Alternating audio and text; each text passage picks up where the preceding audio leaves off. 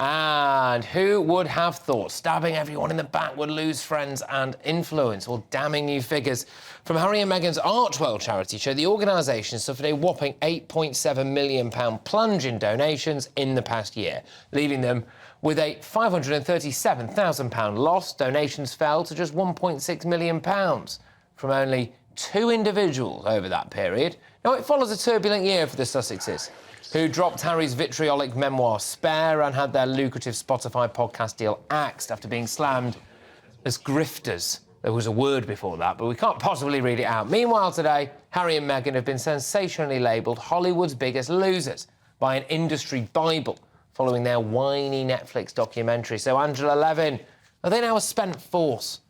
Oh, I think they are, actually. They got it all wrong. They had so much opportunity. They had so many options that they could have done.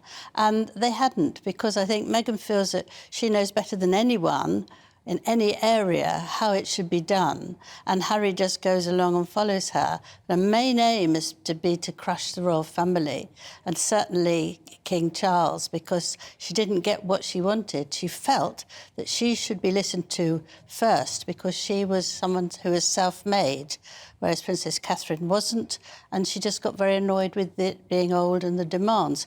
But, you know, you can only take a little bit of that. You can have a little wine and then you move on. But, you know, this wine has gone on and on and on, and it's gone very sour. And people now think, you know, for goodness sake, you're in a big house, you've got everything you wanted, and now you're still moaning. I don't think... I mean, fair enough, by the way. You know, I don't really think Meghan and Harry would care too much about what I have to say, despite the fact that I did end up in their Netflix documentary. I don't like to go on about it twice and it twice. But they probably do care about what the Hollywood Bible says. Yes. Right? And that has named them as the biggest losers. Yes. And that must cut a bit. Of course it will. Meghan will be absolutely furious, but it won't be her fault. Neither of them want to admit that it's their fault. It will be someone else's fault. And I think it will be very hard for them to hang on. And in a place like America, once they go off you, once you lose capturing them, you've had it, really. It'll be very, very hard, unless they could get something really big, something imaginary, you know, really sort of something that everybody would really want to see in a surprise. But they could. I mean, they could.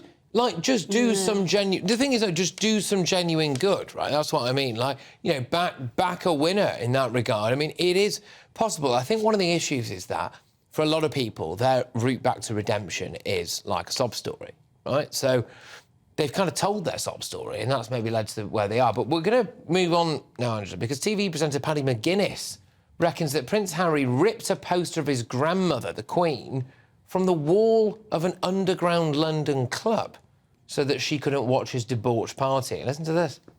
I just get a tap on the shoulder, and it's Prince Harry. I turn around and just for a sec, because I'd had a few, and I'm like, it's your man. And he just went, I want to go to Fernando's. Like that. There were all sorts going on. He was ripping my T-shirt off and snogging, like kissing me, and rips photo at Queen off wall. He said, I can't have her watching me do this. I was like... Amazing.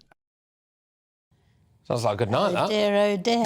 Well, you know that he still feels that his mother is looking down on him, that Diana is looking down on him, and that she is guiding him what to do, and that she's watching him very, very carefully. He does feel that.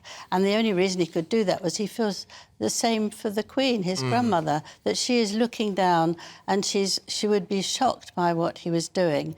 But so he didn't want to see her. In other words, he felt that he was behaving very badly. But it's very childlike, isn't it? You know, I don't want my mummy, I don't want my granny to know what I'm doing. I must hide it. Bizarre. We liked him more, though, didn't we, when he was behaving a bit like that, or is that wrong of me? No, he was very popular. He was the most popular royal of all time because they liked him because he was naughty and wild and he was fun, and now he's just miserable. He was very funny. I mean, I spent, 15 months with him and he was a great sense of humour, but now all that's gone and he's just arguing and full of energy, wasn't he? Full of energy. And finally, Angela, as well, Netflix has released a new trailer for The Crown that features Kate Middleton's infamous university catwalk appearance that saw her strut her stuff in a see-through dress. So this is the original real-life picture. Good grief. Good grief. This is the original real-life picture of the now Princess of Wales on the occasion in 2002 that she is said to have first caught the eye of Prince William. Well, and everybody else, I imagine. And this is the Crown's dramatic reenactment. What do you make of that? Well, it's very sexy, isn't it? And she does walk I couldn't possibly with a comment. great vigour and come on anybody who wants me, you know, sort of look.